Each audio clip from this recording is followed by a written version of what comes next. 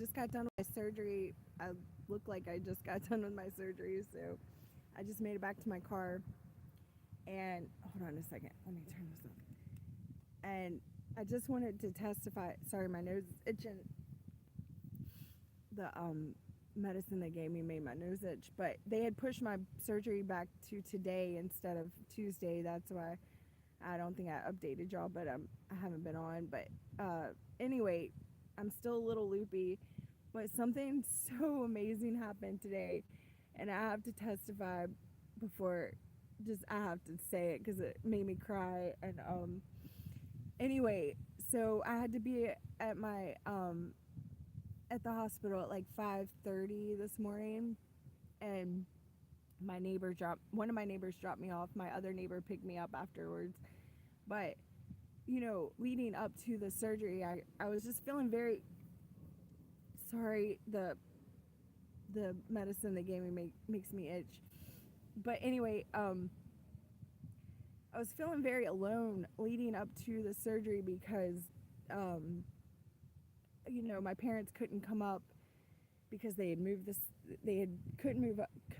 Sorry, they couldn't come up for the surgery, and then it ended up getting moved anyway. So had they made plans to come up, it wouldn't have worked out anyway. So I was alone, and doing hard things alone, it's always a little more stressful. But I just kept praying, like, Lord, just show me you're with me today. Show me that you're with me today, because it was stressful, and to make sure I'll have all my affairs in order, and my rides scheduled, and people that don't really know me, depending on people, strangers, for help. It's hard. And sorry, I'm trying to get comfortable. um so anyway, I just kept praying to the Lord this morning, like, Lord, just show me that you're with me. And uh anyway, so I get to the hospital, and of course, you have the whole check-in process, and then the nurse comes to give you your IV and change your clothes, and they walk you through all the steps. And because of my past drug use, I have a lot of track marks on my arm. Like, all my veins in my arms are dead because of my life before Jesus. And so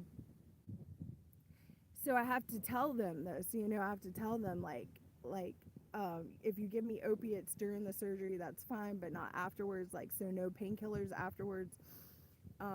They gave me Tylenol afterwards, and I just have to endure it because I can't take painkillers.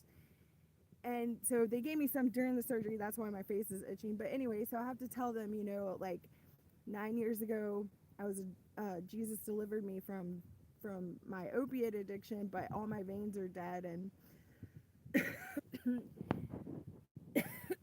and they give, but I'm telling the nurse this, right? And she's like, we're having conversations, and she's asking me questions like, how did you get on drugs? And so, me, I'm going to tell her my testimony of how Jesus saved me. And of course, I'm in New York City, and Brooklyn at that. And so a lot of my nurses are Jewish, but I'm still testifying of Jesus, right? And so anyway, so I tell the one woman I'm so sorry, it's just so bad. I tell the one woman my story, and then she couldn't find a vein. Understandably, I knew she wouldn't be able to, and so she had to call another nurse in, and so then the other nurse comes in, and she's Jewish too. And so I tell her my whole testimony, because they're friends. They had been working at the same hospital together for like 40 years, and so they started working at that hospital the year I was born. And so anyway, so we're all like just chit-chatting it up. And so when the second lady comes in, I tell her my testimony, and I tell her, when I was on heroin, I was in the hospital for 6 months with no insurance. And that's how sick I was. I had endocarditis and sepsis and blood clots and kidney failure, and I was just getting worse and worse and worse until the end. And I prayed to die, and Jesus came in the room and healed me completely. And my kidneys have been perfect ever since. And she's like, you saw Jesus? And she gets so happy. She gets so, I'm sorry. It just, she gets so happy.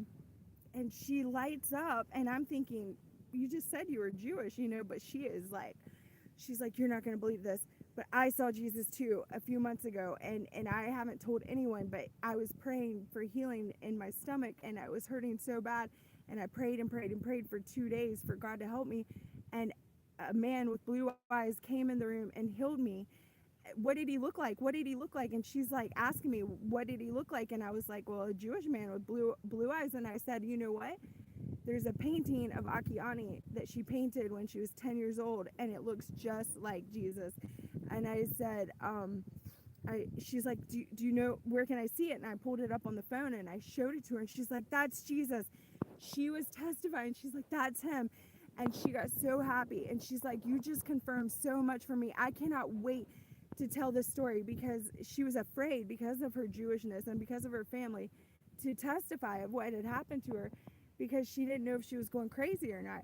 And she's like, she wasn't even supposed to be my nurse. She got called in, and she's like, I'm so glad that we met. This is like a divine encounter.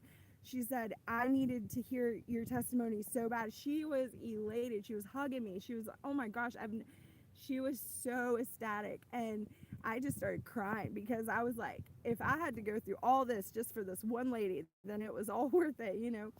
And I knew God was with me in that moment. I knew for sure. I was like, God is with me.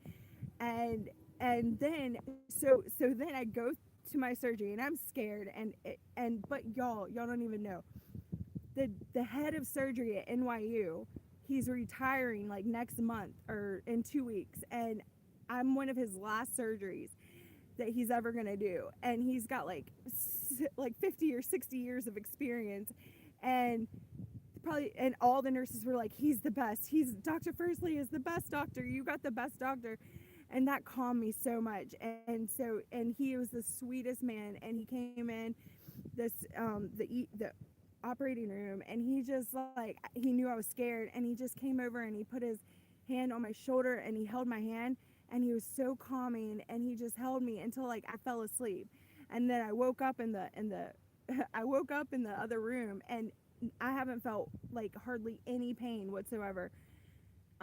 Now I know, like, after a few hours you're gonna feel pain, but like, so far I haven't felt any pain whatsoever. And well, I mean, like, I had shoulder pain, but that was from the gas they inflate you with, like, in your stomach, and you feel it in your shoulders, like, after the fact. But like, I felt maybe a couple little sharp pains moving around and stuff, but so far, like, it's nothing like getting my appendix out when I was 5. That was traumatic. But Dr. Fursley was the best doctor. So anyway, so I wake up after the surgery, and I'm like, I'm one of those, I don't know if I wake up good from anesthesia, but I'm ready to go. I'm ready to get out of there as soon as I wake up. For some reason, I'm just like, oh my gosh, I'm like, antsy, and just like, I gotta get out of here. So I they make you lay there and sleep for like 2 hours, and then I couldn't sleep. I was just awake, and people kept coming and checking on me they had to do all this stuff afterwards. And the Jewish lady that I talked to before my surgery, started telling everybody about my story, because of her, because of seeing Jesus. And so then I had other people, after I was recovering, came in my room to ask me my story. They wanted to hear it too. And I was like, y'all, I got to testify to half of the NYU surgical team this morning. It was so amazing. And people were coming in there asking to hear my story. And so, y'all, I was just crying. It might have been the drugs, but I was bawling like a baby. I was so happy, and I knew God was with me, and it was like so comforting. And the fact that I haven't, oh, and then the other miracle was, I had seen all these TikTok videos of people getting the surgery, and they go in through their belly button, and I don't like anybody touching I don't touch my belly button. I don't like my belly button to be touched. And I was so worried about this, because I'm like thinking, oh, they got to cut you in your belly button to pull out your gallbladder, and I hate that feeling of being even touched in my belly button. And when I woke up, like, all of my scars were right here and located in like one little spot, because they cut you like 4 times. And so he didn't go near my belly button. He all of them are isolated right here in this one little spot. And I was like, thank you, Jesus. Like, I was so worried about that.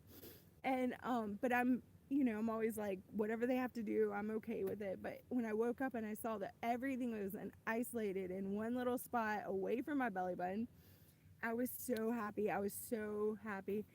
There was so many things. Like, God took care of every single little thing today. And then my friend that was supposed to pick me up, his car breaks down on the way to pick me up, and luckily he was like right down the street from his other car, so he just ended up walking back to his other car and driving it over. But even that little mishap got easily taken care of. So so everything that I was worried about, none of it happened. God took care of all of it. And amazing testimonies, because I got to witness to all the people in the, like, all the people were like talking about my story this morning and coming and asking me questions. Y'all, it was the most amazing thing that happened, and I was just bawling to the Lord, because I was like, this was like so worth it. People are hungry for Jesus, and you might be afraid to testify because of what another person believes, that they might disagree or get upset or whatever, offend them, or they might be waiting for the very words to come out of your mouth. She had been waiting for someone to confirm to her that she wasn't crazy. And so we started talking about how Jesus is Jewish, and like, I went to a Messianic synagogue for a long time, and I got to like witness to her based off of her belief system, and make it real to her. And that was amazing to me. And God just puts us right where he needs us, and you just don't know what your one testimony will do. And so anyway, I'm going to get some rest now. It's been an eventful morning, but I'm okay. I'm not really in much pain, but I just want to thank everybody that supports me, that helps me out. And I couldn't do it without you guys, and I really appreciate you guys, um, those who are generous. And anyway, I'm just grateful for you guys, and I'm thankful for all your prayers and support, that you guys have reached out and sent me comforting messages and stuff. It really meant a lot to me, especially being alone in this situation.